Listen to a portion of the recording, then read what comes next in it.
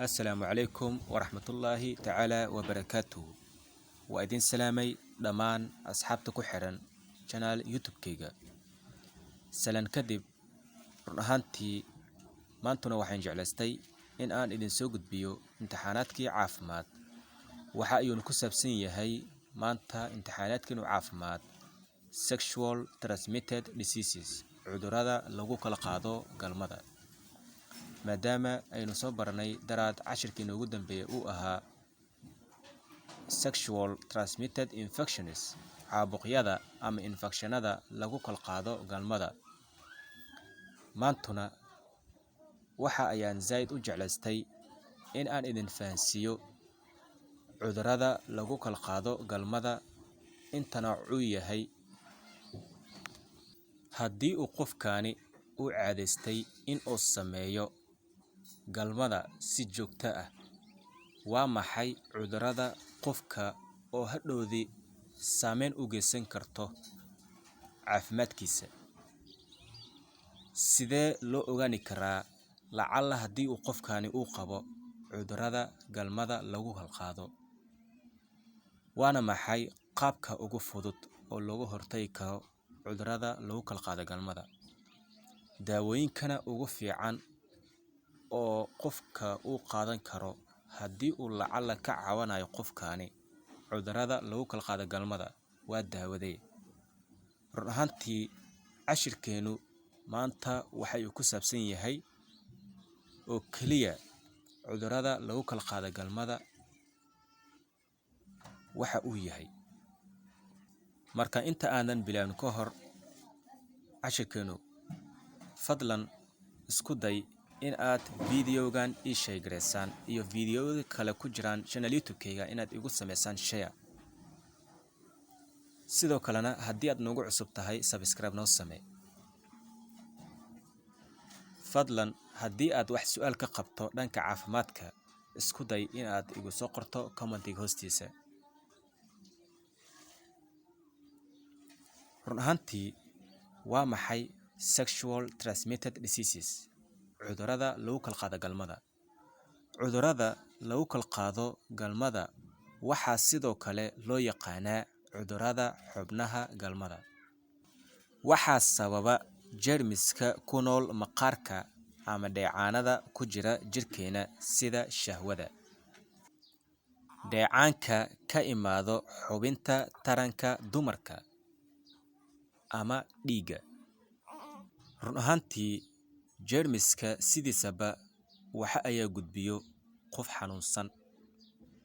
jeermisyadan waxay jirka ka geli karaan xubinta taranka dumarka, xubinta taranka ragga, afka, anasta iyo boogaha ama meelaha dilaacsan ee furan sida nabraha. haddii aad rabto in aad ka ogaato cudurrada lagu kala qaado galmada, isku day in aad fahanto cashirkan. run ahaantii cudurrada lagu kala qaado galmada laguma faafiyo istaabasho caadi ah, barkadaha lagu dabaasho ama ku fadhiisashada lagu fadhiisanayo musqulaha. intaanba cudurrada lagu kala qaado galmada la iskuma faafiyo. marka waa maxay calaamadaha qofka lagu ogaani karo haddii uu qabo ama uu ka caawinayo qofkaani cudurrada lagu kala qaado galmada?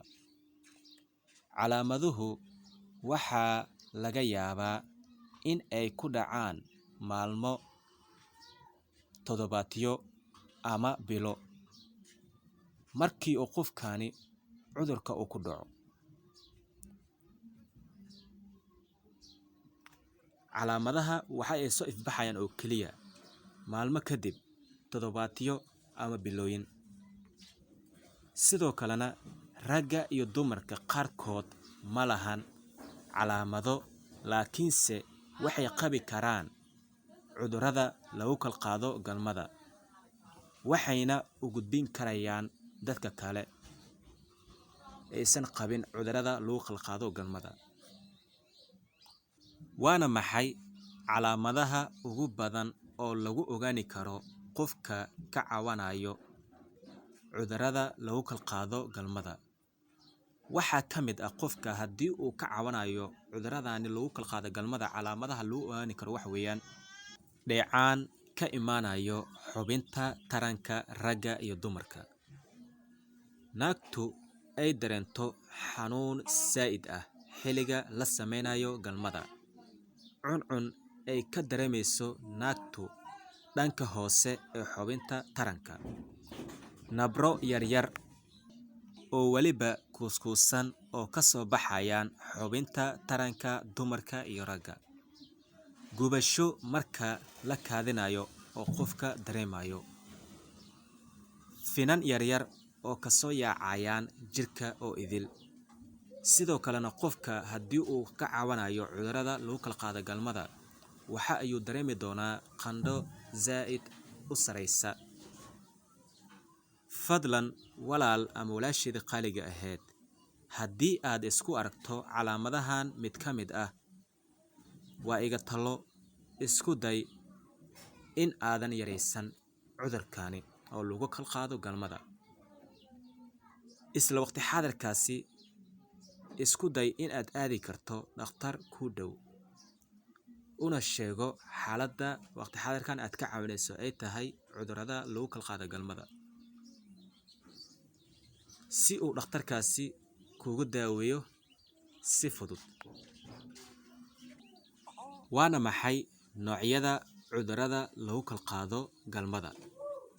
Run ahaantii markii laga hadlayo sexual transmitted diseases, cudurrada lagu kala qaado galmada maahan oo keliya hal cudur oo qofka hadhowdi ka cawani doono si fududna lagu daaweyn karo. Run ahaantii markii uu qofkani ka cawanayo cudurrada lagu kala qaado galmada, haddii uu qofkani uu ka cawanayo cudurrada lagu kala qaado galmada, waxaa waajib ah in uu calaamadaha uu ka cawanayo qofkani uu u sheegto dhakhtarka. Kadibna dhakhtarka uu isku dayi doono in uu ka qaado dheecaan. Haddii aad tahay dumar, dheecaan laga qaadi doono dhanka hoose oo xubinta taranka. Iyo sidoo kalena oo la baaraa dheecaankaasi kadibna lagu ogaadaa waxa aad ka cawanayso. Sidoo kalena qofka waxaa laga qaadi doonaa dhiiggaasoo hadhowdii lagu ogaani karo haddii uu lacal qofkani uu ka cawanayo cudurrada lagu kala qaado galmada, ha noqoto AIDS-ka iyo waxyaabaha la mid ah. Run ahaantii cudurrada lagu kala qaado galmada ma ahan mid si fudud lagu daaweyn karo ilaa mooyo qofka oo cudurka oo ka cawanayo oo la ogaado kadibna la isku day in la daaweeyo, maadaama cudurrada oo lagu kala qaado galmada aysan ahayn hal cudur oo keliya, way ay fara badan yihiin. Intaasi oo idilna hadda ayaan rabaa in aan si fiican idin sheego. Marka waa maxay noocyada cudurrada lagu kala qaado galmada? Run ahaantii noocyada lagu kala qaado cudurrada galmada waxay yihiin 8 noocyo oo kala duwan. Midka koowaad waxa weeyaan jabto, haddii aad maqashay, oo sidoo kale waxa loo yaqaanaa gonorrhea. Midka labaadna waxa weeyaan waraabow, waa mid ka mid ah oo laga qaado galmada, waxaana loo yaqaanaa sidoo kalena leprosy. Midka saddexaadna waxa weeyaan herpes, waa cudur oo mid ka mid ah laga qaado galmada. Midka afraadna waxa weeyaan chlamydia. Midka shanaadna waxa weeyaan beer xanuun, oo qofkaas hadhowdi haddii uu sameeyo galmo ha noqoto dumar ama nin, hadhowdi waxay sidoo kale ka cawani doonaa beer xanuunkaasoo koosgareyn karo cagaarshowga loo yaqaano B iyo cagaarshowga loo yaqaano C. Run ahaantii cagaarshowgana sidoo kalena waxa ayuu kala baxaa 5 qaybood ama 5 noocyo oo kala duwan. 5taas noocyana waxa weeyaan hepatitis A, hepatitis B, hepatitis C, hepatitis D iyo hepatitis E. 5taas noocyana waxaa marka hore fiican in la baaro dhiiggaada kadibna la ogaado 5tan mid ka mid ah aad ka cawanayso. Haddii aad u tagto dhakhtar oo ku dhahdo aniga waxa iskiga shaqo qabaa cagaarshow ee iga baar, hadduu dhakhtarkaasna haysto hal oo adiga cagaarshow mid ka mid ah ha noqdo B ama C, waa ayuu ka baaray una ka waayay. Ha isdhahan aniga cagaarshowgani calaamadihiisa aan isku arkaa muxuuna iga waayay, waayo cagaarshowga ayaa u kala baxo 5 noocyo. shantaas noocyana qofka waxaa habboon in uu haysto baaritaanyadiisa oo idil si uu midba mid oo kaaga ogaado. marka cagaarshowgana waa midka oo kaliya ugu dhibka badan oo daawadiisa oo nala heli karin, waayo cagaarshowga maadaama uu kala baxo 5 nooc, 3 ka mid ah daawadiisa waa la heli karaa, 2 ka mid ah daawooyinkoodana lama heli karo. 3da oo ugu fiican oo daawooyinkoodana oo laga heli karo wax weeyaan hepatitis A, B iyo D. 2 ka mid ahna oo cagaarshowga daaweyn ma lahan. 2daasna waxa weeyaan waa C iyo E. haddii aad ka caawinayso cagaarshowga C iyo E, run ahaantii xaaladaadu ma saharsana, khatar ayay ku sugan tahay. marka sidoo kalena midka lixaad oo cudurrada lagu kala qaado galmada mid ka mid ah wax weeyaan cudurka loo yaqaano AIDS-ka HIV. run ahaantii AIDS-kana waa AIDS oo leh daaweyn, balse daawooyinkaasna aysan ka burburi karin ama ka daaweyni karin cudurkaasi aad ka caawinayso AIDS-ka, waayo balse uu leeyahay daaweyn ka hortag ah. run ahaantii AIDS-kana habba si ayuu qofka oo u dilaa. dad ayaa jiro oo AIDS oo qaba ugu yaraan oo ku noolaan karaan 30 sano. dad ayaana jiro oo 20 sano kadib oo qofka AIDS-kaasi uusan jirkiisa ku jira karin, waayo hadduu qofkani AIDS oo ku dhaco cudur walbaba oo adiga dunidani oo yaalo qofkaasi saameyn u geysan karaa, waayo AIDS-kani wuxuu in badan saameyn u geystaa immune system-kaada, difaaca jirkaada. mar haddii uu difaaca jirkaada uu hoos u dhaco, waxa ayaa hubaal ah cudur walba in uu ku soo hoos galo.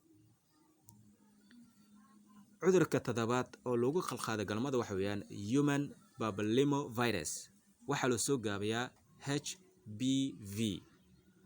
waxaana loo yaqaanaa cudurkani af Soomaali ahaan xunqarada cawrada, waayo waa nabro kuuskuusan oo ka soo baxayaan dhanka cawrada, wayna ka duwan yihiin nabraha kale.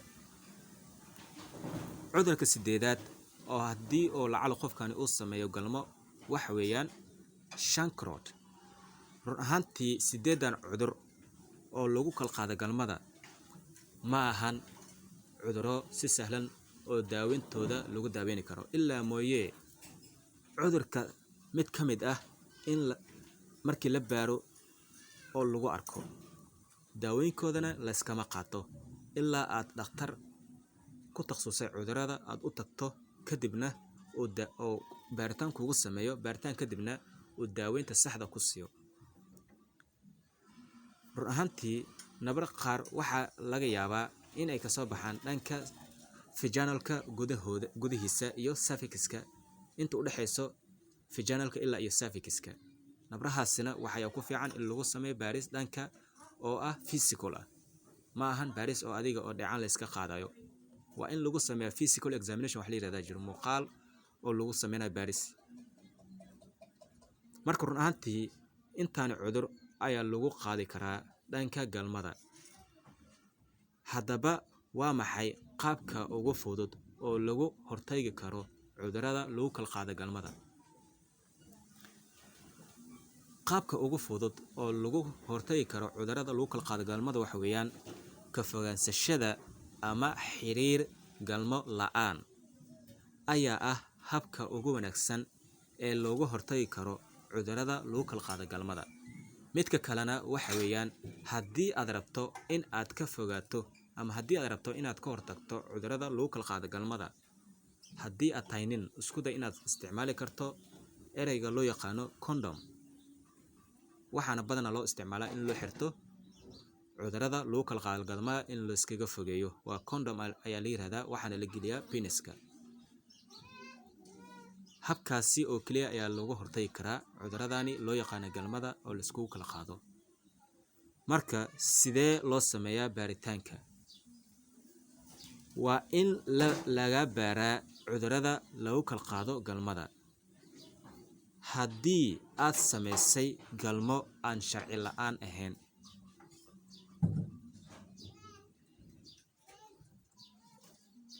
haddii aad dad la wadaagtay cirbado si aad iskugu durto muqaadaraad ama galmo la samaysay qof dadka cirbadaha la qaybsada.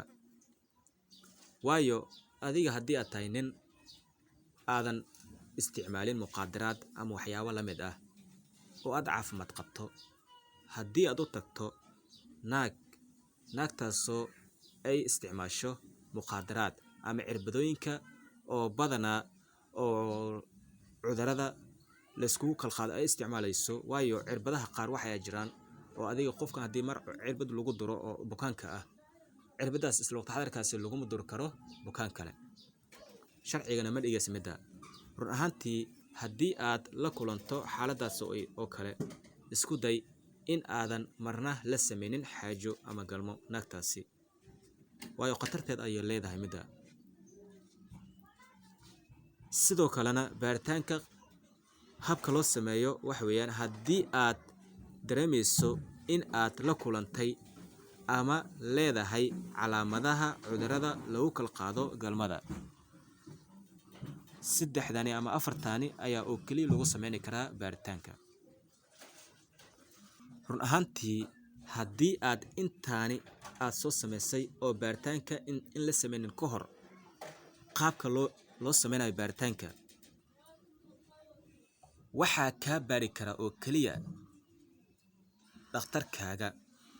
baaritaanadan cudurada lagu kala qaado galmada waxaa badanaa loo sameeyaa si qof lagu garanin. waayo tusaale ahaan adiga dhakhtar ayaa tahay, bukaan ayaa ku imaaday oo ka caawinayo cudurada lagu kala qaado galmada mid ka mid ah oo ah HIV ama AIDS-ka. haddii aad lacala aad ka aragtay baaritaanka kadib aad ku aragtay ninkaasi inuu qabo ama qofkaasi uu qabo HIV, loomana baahno haddii aad tahay dhakhtar in aad samayso wax la yiraahdo share. waayo mar haddii aad adiga bukaankaasi aad baaris ku samaysay aad ka aragto HIV, loomana baahno in aad qof kale aad u sheegto aad dhahdo qofkaasi waxa ayuu qabaa HIV ee ka fogow. midaasi qalad ayay kugu tahay. marka qaabkee ayaana loo daaweyn karaa cudurada lagu kala qaado galmada? run ahaantii cudurada lagu kala qaado galmada badankooda waa la daaweyn karaa, qaarkood waa la daaweyn karaa, laakiin qaar ayaan la daaweyn karin. waa sida tan aan soo sheegay hadda markii aan ka hadlayay 8 cudurood oo lagu kala qaado galmada, sida cagaarshowga kale. waxaan soo dhahay cagaarshowga waxay u kala baxaa 5 nooc. 3 ka mid ah waa la daaweyn karaa, 2 ka mid ahna lama daaweyn karo. sidoo kale HIV-ga daawo waa ayuu leeyahay, balse daawadaasi kama baabi'inayso HIV-ga oo idil, balse daawadaasi waxa ay dunidan kugu hayni kartaa in muddo iska kooban. HIV-gana haba si ay qofka u dilaa. qof ayaa jira oo HIV qabo 30 sano oo ku noolaan karo dunidan, qof ayaana jira oo HIV qabo uusan ku noolaan karin 30 sano. inta kale oo cudur kale soo hareen oo lagu kala qaado galmada dhammaantooda waa la daaweyn karaa cuduradaasi, ha noqoto jabtada, waraabowga, sidoo kalena ha noqdo habiska iyo chancroid iyo chlamydia. waa kuwaasi daaweyn waa ay leeyihiin. iyo HPV oo ah human papillomavirus, waa nabra kuskusan oo kasoo baxayaan dhanka hoose oo cawrada.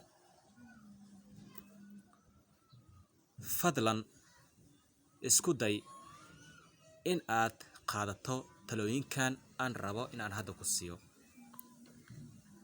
talooyinkana waxa weeyaan, waa in aad ka fogaataa xiriir galmo ilaa aad adiga iyo lamaanahaaga la idinka daaweynayo. markii oo ku socoto daawada oo dhakhtarkaaga ku qoro daawooyin oo laga daaweynayo cudurada lagu kala qaado galmada mid ka mid ah, inta daawadaasi ku socoto ha isku dayin in aad sii sameydo wax la yiraahdo xiriir galmo ah.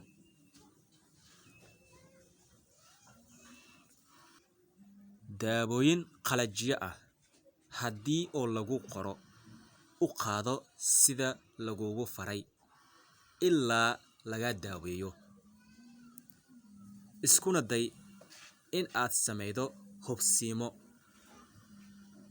hubsasho wax la yiraahdo in aad qaadatay dhammaan daawooyinka dhakhtarkaaga kugu qoray. midaas oo kaliya ayaad ku daaweyn kartaa cudurrada mid ka mid ah oo loo kala qaado galmada. marka aad dhamaysato daawooyinka qalajiyaha 3 toddobaad kadib dhakhtarkaaga balanka qabso si lagugu celiyo baaritaanka. waayo haddii oo dhakhtarkaaga kuu qoro daawooyin oo laga daaweynayo cudurrada lagu kala qaado galmada, markii ay ku dhamaadaan daawooyinkaasi oo ku qoray dhakhtarkaaga, iskuna day in aad balan kale la qabsato dhakhtarkaaga. markii aad dhamaysato daawooyinkaasi, isku day inaad ku soo laaban karto dhakhtarkaaga oo kugu sameeyo baaritaan labaad. baaritaankaasna labaad waxa ayaa lagu kala ogaanayaa haddii uu cudurradii oo daawooyinka u qaadatay ay ka baaba'een iyo haddii kale. waa in aadna isku daydaa in aad wacato dhakhtarkaaga haddii ay calaamadahaagu ka sii daraan ama qandho ka sareysa 101 darajo ama 38 darajo oo C ah temperature ay ku qabato. isku day in aad wacato dhakhtarkaaga. waxaa jira halista daawooyinka kale iyo cudurro kale haddii aadan helin daawooyin ama aadan qaadaninba daaweyn aadan dhammaystiran.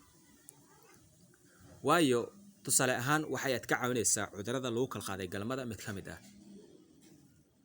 daaweyn ayaad u qaadatay, daawooyinkaasna sida dhakhtarka kugu qoray uma aadan isticmaalin. waa ayaad isticmaalaysay daawooyinkii kadibna waa ayaad iska dhaafday. waxaadna iskaga sheekisay in cudurradaasi ka baaba'een. balse cudurrada sidoodba haddii ay yihiin cudurro lagu kala qaado dhanka galmada, ma sahalsana sida ugu fudud ee lagu daaweyn karo ilaa mooye daawooyinka dhakhtarka kuu soo qoray si taxaddar ah una ku habboon inaad ku dhamaysato. sidoo kalena haddii aad daawo aadan u qaadanin cudurradani, saameyn weyn ayay kugu geysanayaan dhanka caafimaadkaaga. marka isku day in aad u isticmaasho daawo ku habboon dhanka cudurrada lagu kala qaado galmada. haddii uu dhakhtarkaadana kugu qoro daaweyn ku habboon dhanka cudurrada lagu kala qaado galmada, isku day in aad u isticmaasho si taxaddar ah aadna u dhamaysato. haddii ay ku dhamaadaan daawooyinkani oo lagu talagalay in lagu daaweeyo cudurrada lagu kala qaado galmada, isku day mar labaad in aad ku soo laabato dhakhtarkaaga si uu kugu sameeyo baaritaan labaad.